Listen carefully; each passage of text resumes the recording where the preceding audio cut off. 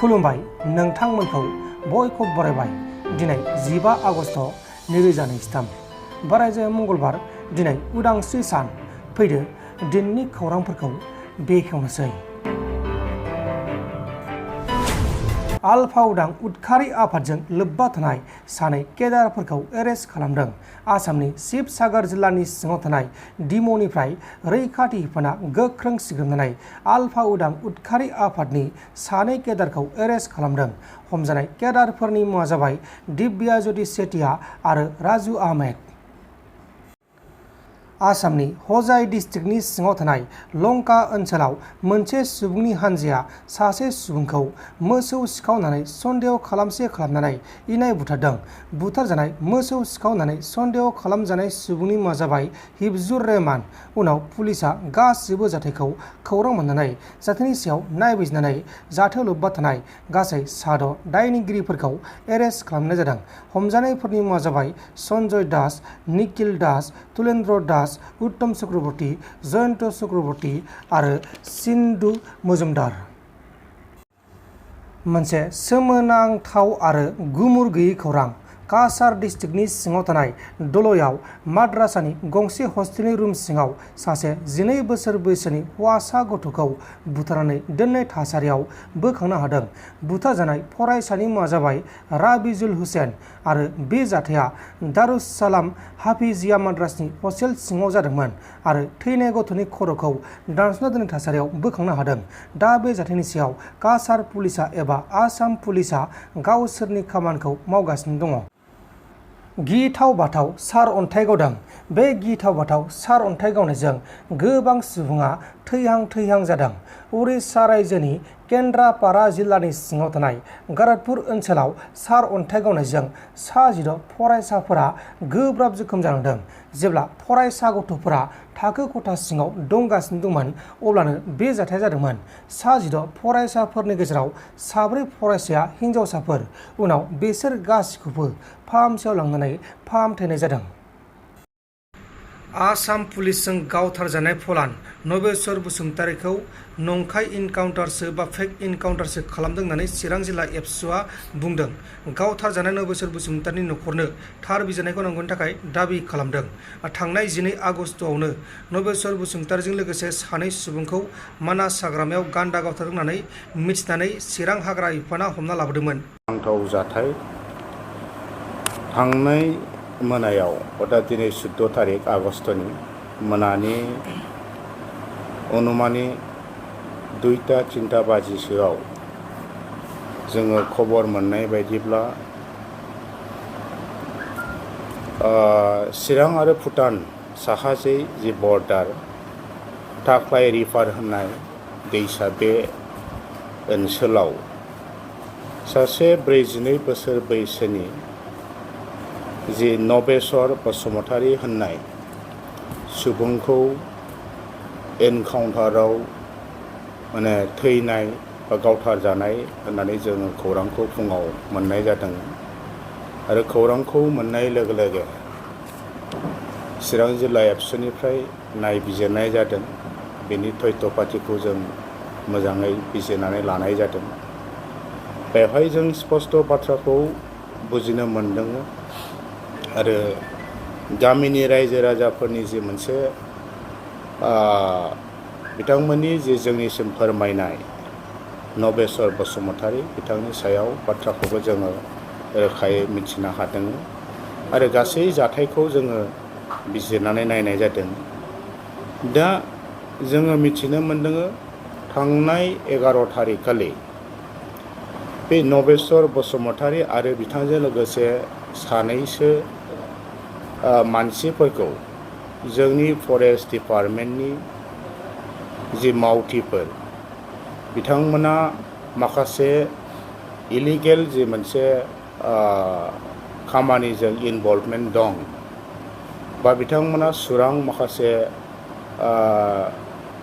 सिखारिनि खामानि मावबाय थादों बेबायदि रिपर्टै बिथांमोनखौ हमनाय जादों होननानै जों खबर मोनदों। आरो हमनानै फरेस्ट डिपार्टमेन्टआ गावसिनि कास्टडियाव दोनबाय थानाय जादों आरो लिगेलि बिथांमोनखौ आयेनगत भावे नायबिजिरबाय थादों, सोंनाय फिननाय जाथायनि सायाव बिथांमोना सोलिबाय थादोंमोन। नाथाय फैयै फैयै थांनाय मोनायाव हरखाबैनो बिथांमोननि जि कास्टडि बेनिफ्राय जोंनि आसाम पुलिसा बै 3 सुबुंखौ सिज खालामनानै लांनाय जों खौरांखौ मोनदों आरो मोनायाव बिथांमोनखौ लांनानै बे थाख्लाय रिभार होननाय बे जायगायाव मोनसे एनकाउन्टार नाम होनानै बेवहाय नबेस्वर बसुमतारी बिथांखौ माने थैनाय बा गावथारजानाय बे जों खौरांखौ मोननो हादों। दा बे जाथायखौ लानानै दिनै चिरां जिल्लानि गासै रायजो राजाफोर, गासै जोंनि समाजावनो मोनसे साननो गोनां जादों आरो बेखौ लानानै गिखांनाय आरो बिनि सायाव मोनसे दुखु मोननायखौ बयबो फोरमायदों। दा चिरां जिल्ला एबसुआवबो बेनिखायनो जोङो बे जाथायनि सायाव जों बुंनो नागिरदों। दुलाराय बर' फरायसा आफादा सिगांनिफ्रायनो जायखिजाया एनकाउन्टार, जायखिजाया माने अयनाय भाबै इनजास्टिकेलि मानसिखौ सोरखौबा बुथारनाय, सोरखौबा नासयनाय, बे खामानिखौ जों खुनु स्कप होबोनाय जायाखै, एलाउ होबोनाय जायाखै आरो दिनैबो होनाय नङा, इयुनावबो होनाय नङा। बेनिखायनो बे एनकाउन्टार जाथायखौ आरो बेबायदि सोदोबखौ जों जोबस्रांजानायखौ जों लुबैदों। बे एनकाउन्टाराव जिबायदि नेचारजों जादों बेखौ जों दिनै खोब माने साननो गोनां जादों। मानोना बेवहाय फरेस्ट डिपार्टमेन्ट आरो आसाम पुलिसा दायनिगिरि होननानै जाय बेक्तिफोरखौ हमनो मोनबाय, हेंकाप होनानै बिथांमोनखौ माखासे इनभेस्टिगेसननि थाखाय फिल्डआव लांबाय। दा बेबायदि एफाग्राब माने सिकिउरिटिनि गेजेरजों लांजानाय मानसिफोरा बा दायनिगिरिफ्रा जायखौ साजायदों, बिथांमोना माबोरैहाय बे सिकिउरिटिनि सायाव आक्रमण खालामनाय परिबेसखौ मोनखो आरो बिथांमोनाव आखायाव जेबो अस्त्र फाथि गैया। दा बिथांमोना ओरैबायदि मजबुत सिकिउरिटिजों अस्त्र फाथि लानानै थांनाय, बेबायदि मानसिफोरजों बोरैहाय एनकाउन्टार खालामलायनायनि परिबेसजों मोगा मोगि जाहैखो, बे जोंनि थाखाय मोनसे साननो गोनां आरो बे जोंनि थाखाय दुखुनांथाव आरो बे मोनसे जोंनि सोंलु। आरो बेवहाय जिहेतु फरेस्ट डिपार्टमेन्टआनो दायनिगिरिफोरखौ जि मोनसे आयेननि बेबस्थाजों मोनसे स्मुथ मोनसे प्रसेसनि गेजेरजों मोनसे इनभेस्टिगेसना सोलिबाय थादोंमोन।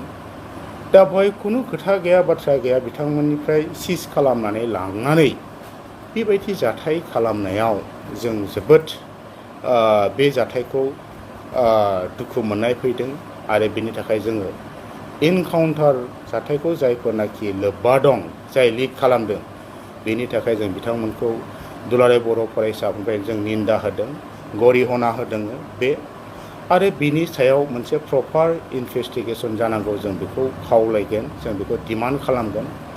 दा बेवहाय जाय बेक्तिया बुलि जाबाय, भिक्टिम जाबाय, बे बिथांनि दुखुआव जोंबो दुखु मोनफादों। चिरां जिल्ला एबसुआ जोङो गोथौयै दुखु फोरमायहरबाय आरो न'खरनि दुखुथिया न'खरजों जोङो बेवहाय दुखुनि जोङो बाहागो लाफाबाय। नाथाय जों बेखौ स्पष्ट बुंगोन, दिनै चिरां जिल्लाल' नङा, समग्र आसामावनो गुबुन गुबुन जायगायाव दिनै हाग्रा ओनसोलाव जुनाद, गान्दाफोर जा, राइन'फोर जा बा बिभिन्न मै बायदिसिना दाउमा दाउसा, बिफां लाइफां, बेनि सायाव जि मोनसे मानसि माहारिनि निष्ठुर नङा होमबा, बेनि फारसे जि बेरेखा खामानि मावनाय, इलिगेल खामानि मावनाय, बे खामानिया सोलिबाय थादों। दा बिनिखायनो जों बुंगोन, दिनै बेवहाय जोंनि पाब्लिकफ्रा खायसेया माने गोबां आयेननि खोथाफोरखौ बुजिया हसियानो, मानिया हसियानो बेबायदि मिथिंगानि फारसे दिनै मानसिनि गोसोआ निष्ठुर रुप लानायखौ जों नुनो मोन्दों। बेवहाय सुरां बेबहाय, सुरां सिखारि बायदिसिना खामानि लोब्बा थानायखौ जों नुबोबाय थादों। दा बेफोरबायदि जि इलिगेल खामानि, बेखौ दुलाराय बर' फरायसाफोरा जोङो गनायनाय नङा आरो बेखौ जों समाजाव जोङो लाय होनाय नङा।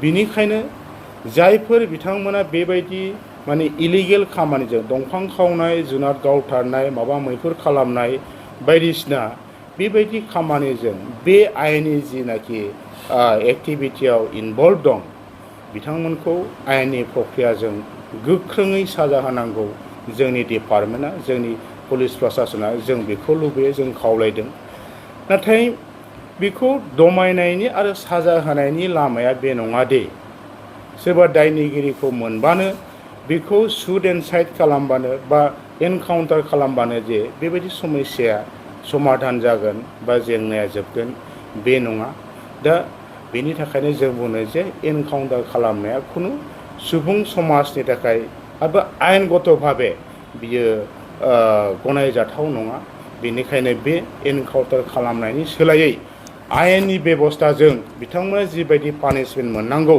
सासे गान्दा गावथारग्राया सासे मै गावथारग्राया सासे दंफां सिखावा बेनि बेबस्थाखौ जोंनि पुलिस प्रशासना जोंनि आरो हाग्रामा बिफाननि जि दैदेनगिरि अफिसार बिथांमोना बेखिनि खामानिखौ मावनांगौ जों बेखौ खावलायदों। सानैसो सुबुङा अबथिराय जिउ गोमादों हिमाचल प्रदेशआव एकदमबारे दै बानानै माने हाजोनिफ्राय दै फैदों नै बेबायदि दै फैदों आरो बेबायदि दै फैनायाव सानैसो सुबुङा जिउ गोमादों आरो बिनिसाय बांसिन जिउ गोमादों जानो हागौ नाथाय रिपर्टनि बायदिब्ला सानैसो दा बे मानि थाखाय जादों अखानि थाखाय जादों अखा हागासिनो दङ आरो हाजोनिफ्राय दै फैदों आरो दै फैनायजों गासै सानैसो सुबुङा जिउ गोमादों आरो गोबां थैबावदों जानो हागौ आरो गोबां सुबुङाथ' बे गोमाखागोनानो एफाग्राब दैबाना जादों। नोंथांमोन दिनैनि खौरांफोरा बेखिनिल'मोन बेखिनिसिम नायनायनि थाखाय नोंथांमोननिसिम रोजा रोजा साबायखर गोजोन्थों एसेनोसै जै बर' हारिनि।